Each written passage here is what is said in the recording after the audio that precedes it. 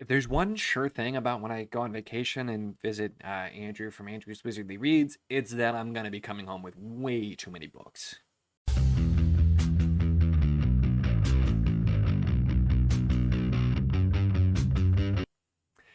Hello and welcome to my channel. In this video, it is time for a book haul because, yeah, I have had very few books in my pile to do a haul for quite some time, and then after going on vacation between getting some books from Andrew from going to bookstores while there and just a few miscellaneous other things.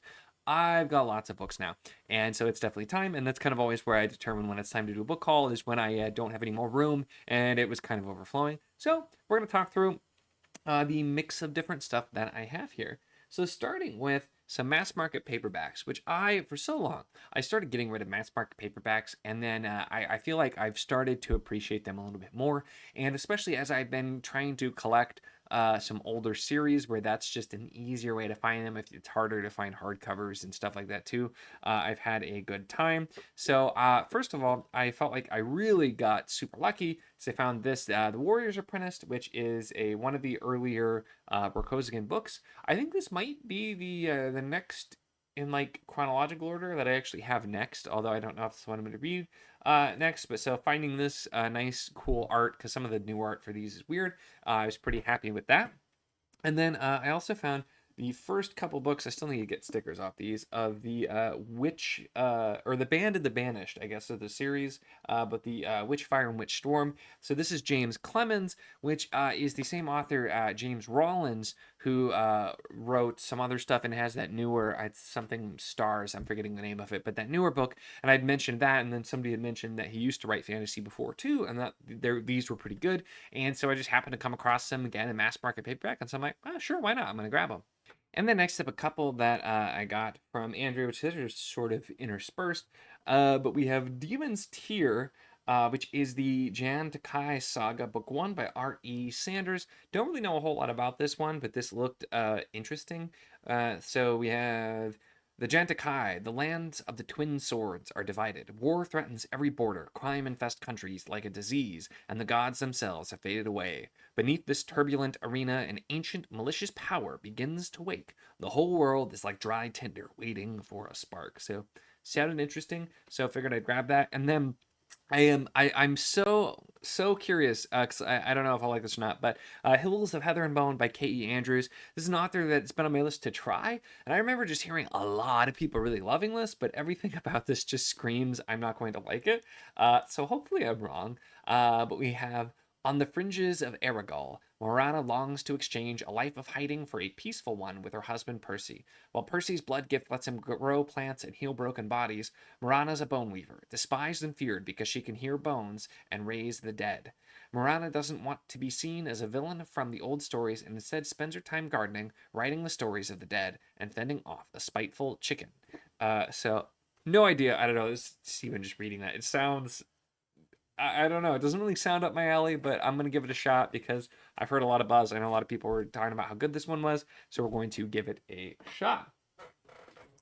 Next up, then, a few odds and ends. Randomly found a copy of Willful Child. This is book 1. I have book 3 in this shorter hardcover size, so I'm like, why not? This was a fun, ridiculous, like Star Trek general sci-fi parody kind of thing from Steven Erikson, and it's I did the audio, which if you're going to read the series, I highly recommend the audio. The fantastic, over-the-top, silly narration, which makes it very fun.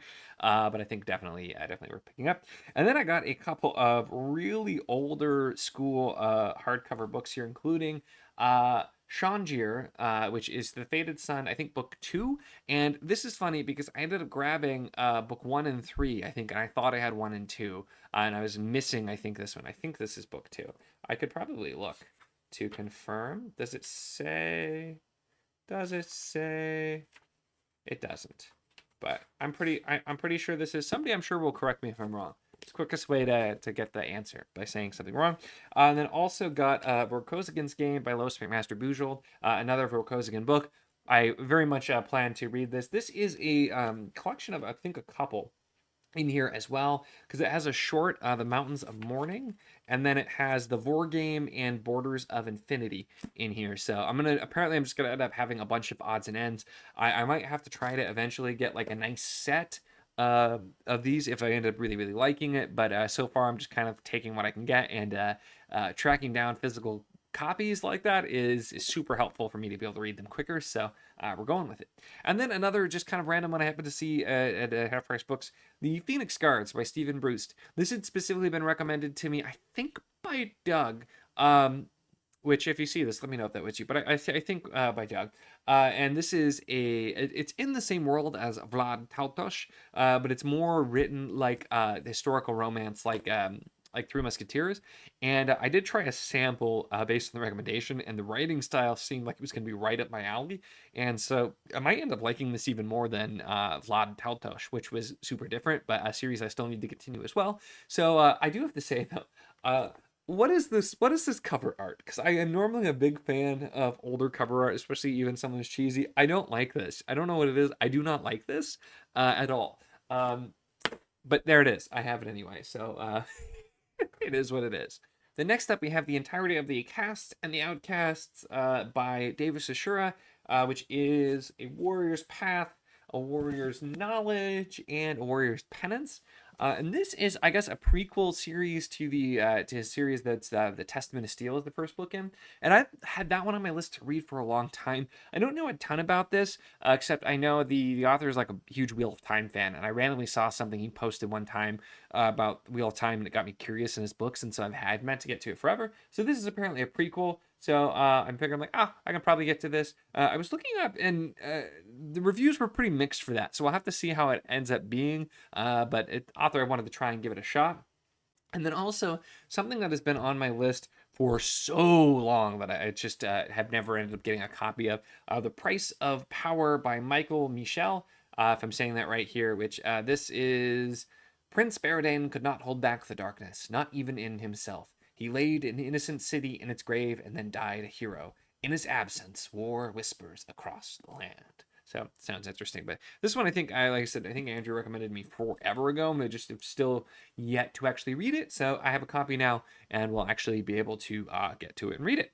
Then rounding out the vacation stuff, we also have The Way of the Wizard by Michael Michel, the same author, which it's a pretty gnarly looking cover. So really, that was pretty much it. I'm just like, that looks pretty cool. We're going to give that one a shot too, with the same author.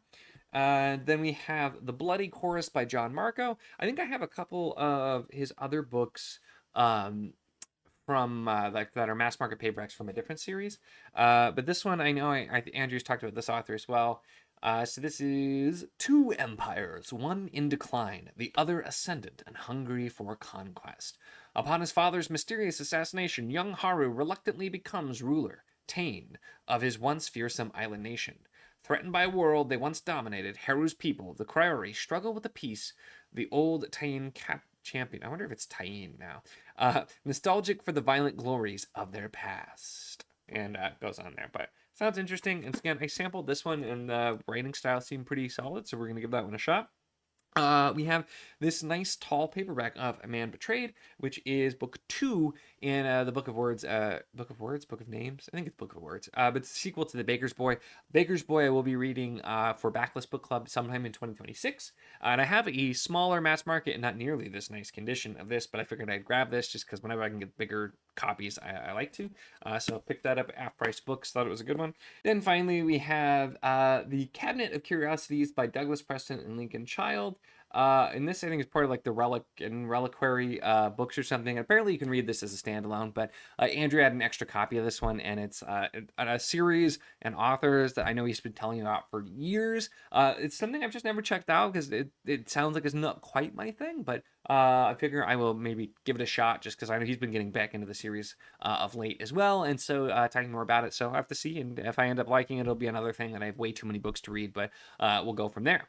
And then finally, the things that I've actually had for quite some time now, not a terribly long time, but before any of the rest of this, that have been sitting lonely on my whole shelf include this copy of the First Chronicles of Thomas Covenant the Unbeliever by Stephen R. Donaldson, which is this bind-up that was done by SFBC. What does that stand for? I don't remember. Stands for something. It doesn't actually say. Stands for something though. But anyway, this is this cool bind-up version of the whole first trilogy with the Daryl K. Sweet art, and I see the Daryl K. Sweet art, and how can I say no?